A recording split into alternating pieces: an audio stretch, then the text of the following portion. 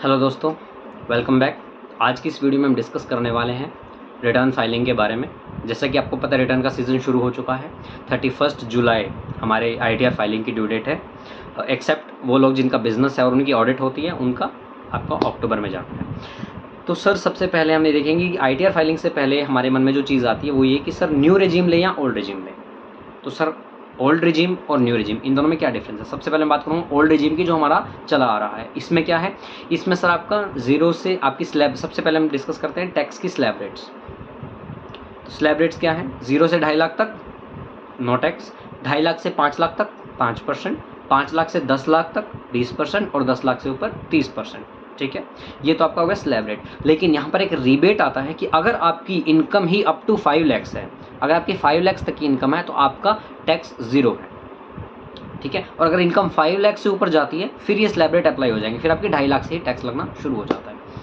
Okay, तो sir new regime में क्या टैक्स स्लैब है? न्यू रिजीम में उसको बढ़ाया गया है, उसमें 2.5 लाख था, न्यू रिजीम में इसको 3 लाख कर दिया गया है कि 2.5 की बजाय 3 लाख तक नो टैक्स, 3 लाख से 6 लाख तक 5%, 6 लाख से 9 लाख तक 10%, 9 लाख से 12 लाख तक 15%, 12 लाख से 15 लाख तक 20% और 15 लाख के बाद 30%। तो आपको डिफरेंस क्लियर है टैक्स स्लैब्स में? यहाँ पर 2.5 लाख के बाद ही टैक्स शुरू हो जाता है, यहाँ पर 3 लाख के बाद शुरू होता है। यहाँ पर 5, 20 और 30 सीधा स्लैब है, यहाँ पर 5, 10, 15, 20, 30 ऐसे स्लैब रेट्स हैं। तीसरा, यहाँ पर टैक्स रिबेट कितने की थी? 5 लाख तक की इनकम हो तभी आपको 0 टैक्स है, वरना टैक्स लगना स्टार्ट हो जाता है। यहाँ पर वो लिमिट 7 लैक्स की है। अगर आपकी इनकम 7 लैक्स तक भी है तो भी आपका टैक्स नहीं लगेगा, 0 टैक्स है। अगर 7 लाख से ऊपर जाएगा तो आपका फिर टैक्स लगना स्टार्ट हो जाता है। Correct sir. और डिफरेंसेस क्या हैं, या सिर्फ टैक्स रेट्स का ही डिफरेंस? नहीं, इसके अलावा और भी डिफरेंसेस है। क्या? मान लो आज के टाइम में सबकी लाइफ इंश्योरेंस पॉलिसी है, तो लाइफ इंश्योरेंस पॉलिसी जो आपने ली हुई है उसका अगर आप प्रीमियम पे करते हो तो ओल्ड रिजीम में उसका डिडक्शन मिल जाता है सेक्शन 80C में, न्यू रिजीम में नहीं मिलेगा।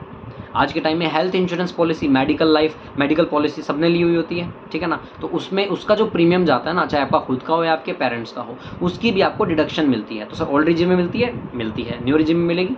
नहीं मिलेगी। न्यू रिजीम में ये डिडक्शन में नहीं है। अगर आप सैलरीड क्लास के पर्सन हो तो आपको HRA मिलता है, आप रेंट पे रहते हो तो जो HRA आपको मिलता है उसकी सेक्शन 1013A में एग्जाम्पशन होती है। ओल्ड रिजीम में मिलती है? जी हाँ मिलती है। न्यू रिजीम में नहीं, न्यू रिजीम में नहीं मिलेगी। और सैलरीड क्लास लोगों को तो पता होगा कि HRA तो हमारा सबसे बड़ा सोर्स ऑफ एग्जाम्पशन होता है, तो न्यू रिजीम में वो अवेलेबल नहीं है। सेविंग अकाउंट, ऑलमोस्ट हम सबका सेविंग अकाउंट है, उसमें हमें इंटरेस्ट भी मिलता है पूरे साल में।